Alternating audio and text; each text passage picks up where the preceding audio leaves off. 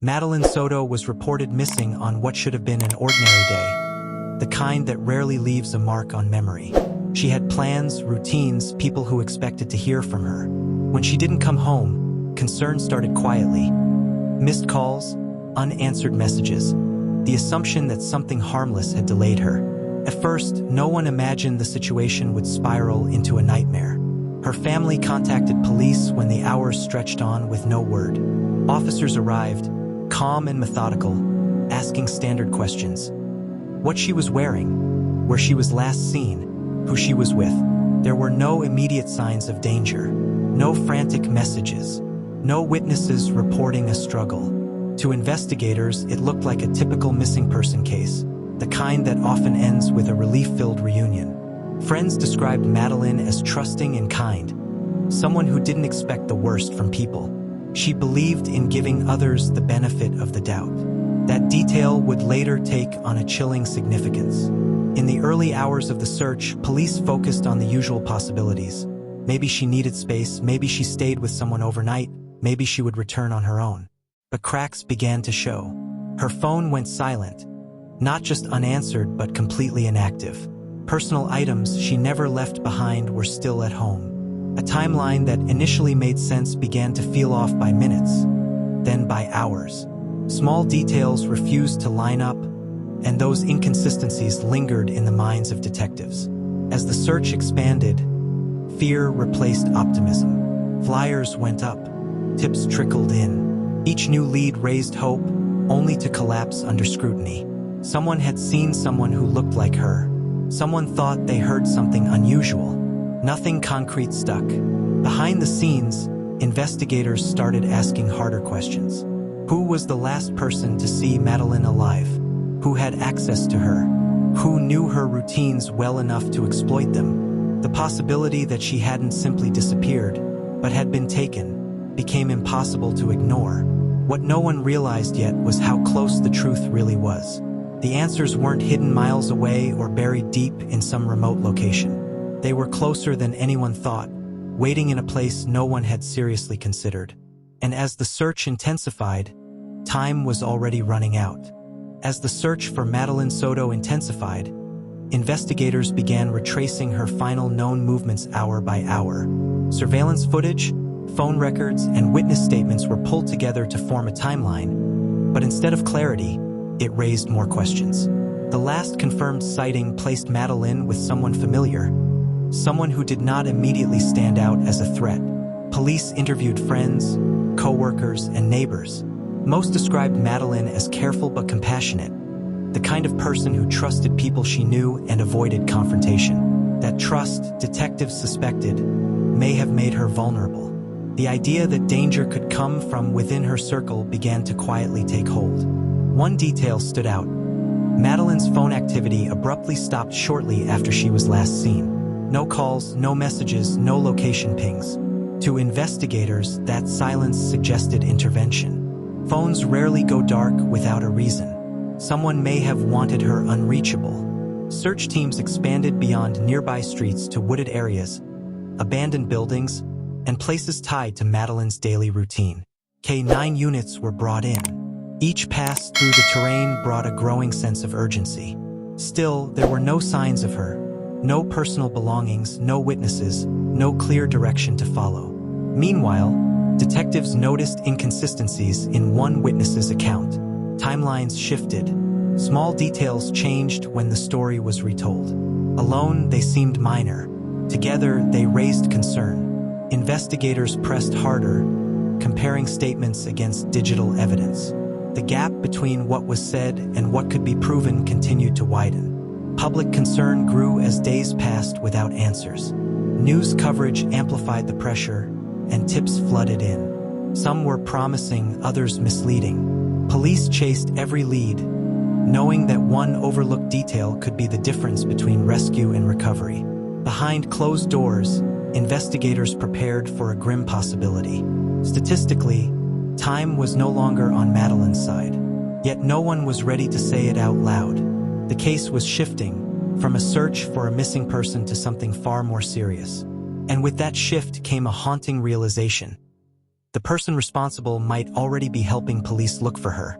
By the third day, the case took a darker turn. Investigators began treating Madeline Soto's disappearance as a potential homicide. The evidence, though circumstantial, was stacking up. Her phone had not moved since the night she vanished, and there was still no financial or online activity, no signs of a voluntary disappearance. Whatever happened to Madeline, it happened quickly. Detectives narrowed their focus to the final person known to be with her. This individual had remained close to the investigation, offering help, answering questions, even expressing concern. But under closer examination, their cooperation felt calculated. Details didn't align. Timestamps contradicted statements. Each interview produced new inconsistencies. Forensic teams re-examined locations previously dismissed. Areas thought to be too obvious were now reconsidered. Investigators understood that offenders often hide evidence in plain sight, relying on the assumption that no one would expect it to be there. The search shifted inward, closer to Madeline's last known environment. Tension rose as police executed targeted searches. Items believed to belong to Madeline were collected for analysis. Though nothing was publicly confirmed, the tone of the investigation changed. Officers spoke less. Faces grew more serious. Hope quietly gave way to dread. The community followed every update, clinging to the possibility of survival. Vigils were held. Candles flickered as friends and strangers gathered, united by fear and empathy. Her family waited, trapped in a cycle of hope and despair, desperate for answers yet bracing for the worst. Then came the discovery that altered everything.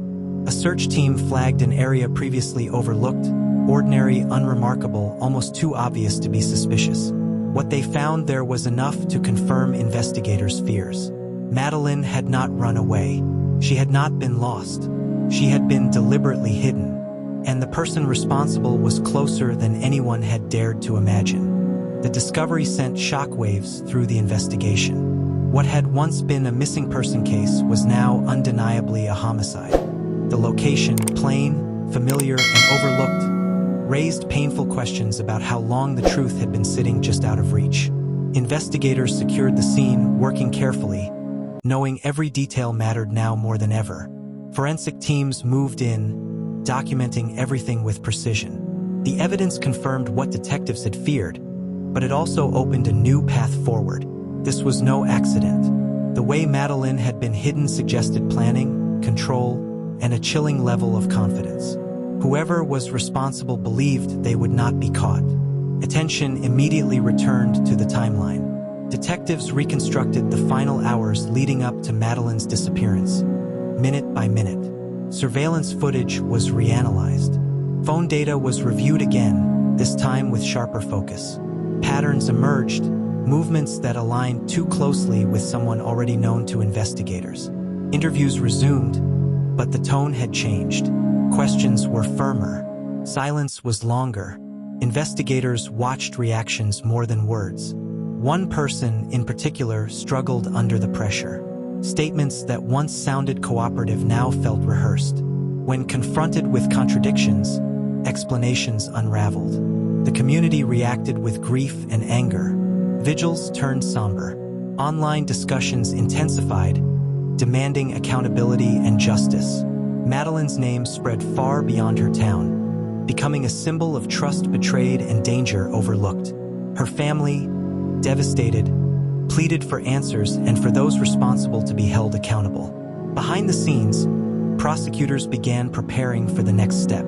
Evidence was organized. Motives were examined. The case was no longer about finding Madeline. It was about proving what happened to her and who made the choices that led there.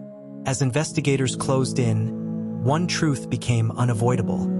This was not a crime of chance. Madeline had trusted the wrong person, and that trust had been used against her in the most irreversible way.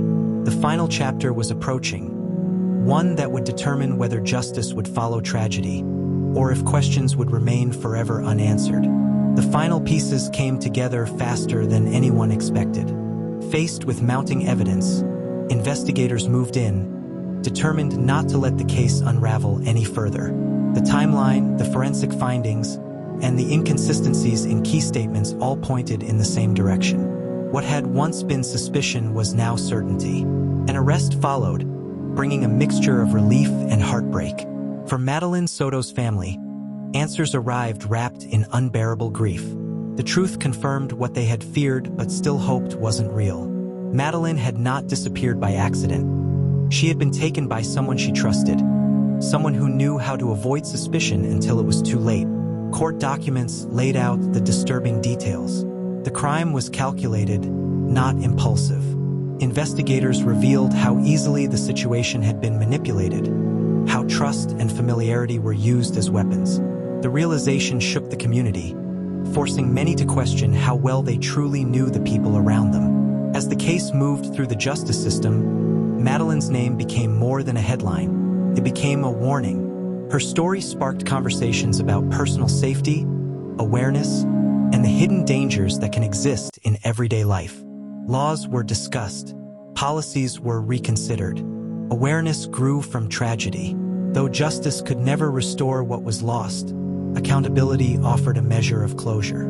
Vigils continued, but they now carried a different meaning, one of remembrance rather than uncertainty. Madeline was remembered not for how she died, but for who she was before everything went wrong. Her story left behind a lasting impact. It reminded the public that danger doesn't always come from strangers, and that the most ordinary moments can hide irreversible choices. The search was over, but the lesson remained. One written in loss, trust, and a life that should never have ended the way it did.